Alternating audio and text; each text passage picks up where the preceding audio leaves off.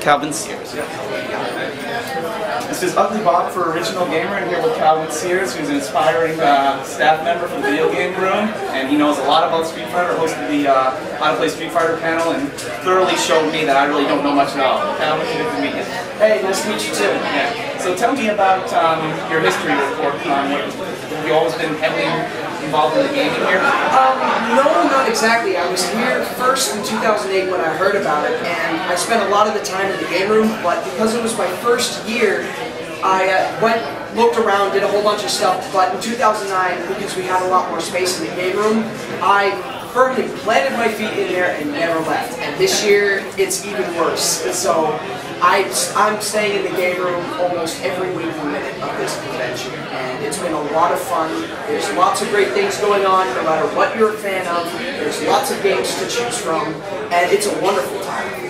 Among others, you got the standard Smash Brothers tournament, Super Street Fighter, little Marvel vs. Capcom cards. But we also had some unique ones like Peggle and Marvel vs. Capcom 2. I mean, that one's common, it's true.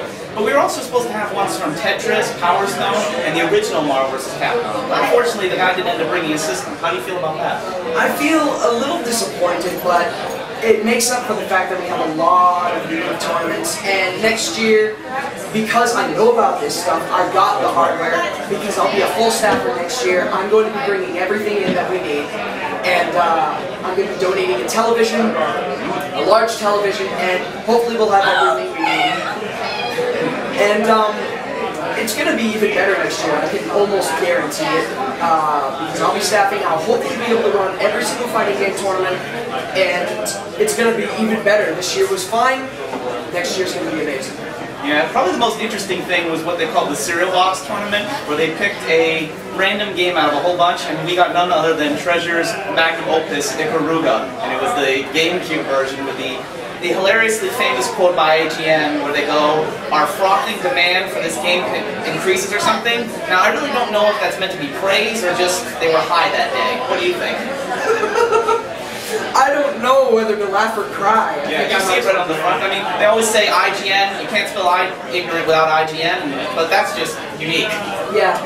The tournament was really well done, considering they didn't have any tournament structure. You just pull a game and make a bracket. This one, because it doesn't have like a versus mode, we went down the list of all of the people that signed up and just went through it one at a time, compared each other's scores. The person with the highest score won.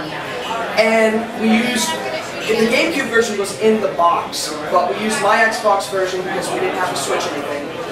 Everybody started getting scores from 20,000 to 300,000. I go up and get 1.5 million points. You suck. Everybody leaves. I was kind of disappointed about that, but you know, that happens. The response was amazing. I mean, you know, I think enough people confuse chumps with shooters like Halo and stuff like that. I literally even read a bad review once that said Ikaruga was bad because it didn't play like Halo, as retarded as that was. And it was a great response. I know, you know, people wandered off, but at the very least, at the beginning, people were very curious about how the game worked, and they were intrigued by it. I think I even heard one guy said they want to get the game now. Yes, there was one guy that said they want to get the game. He said he was surprised he hasn't got it, and he's probably getting it the instant he leaves the convention. Awesome. The game, if you are wondering, is available on the Dreamcast, the GameCube, and the Xbox Live Arcade. The Xbox Live Arcade, I believe, is the best version because it has online multiplayer and a bunch of options that you can use to set everything up. I mean, as many versions as you can get it on. I hope they put it on PS3 eventually. Any closing thoughts? This convention is absolutely amazing. If you live anywhere in the New England area, you should come check it out. It's very cheap, but very fun.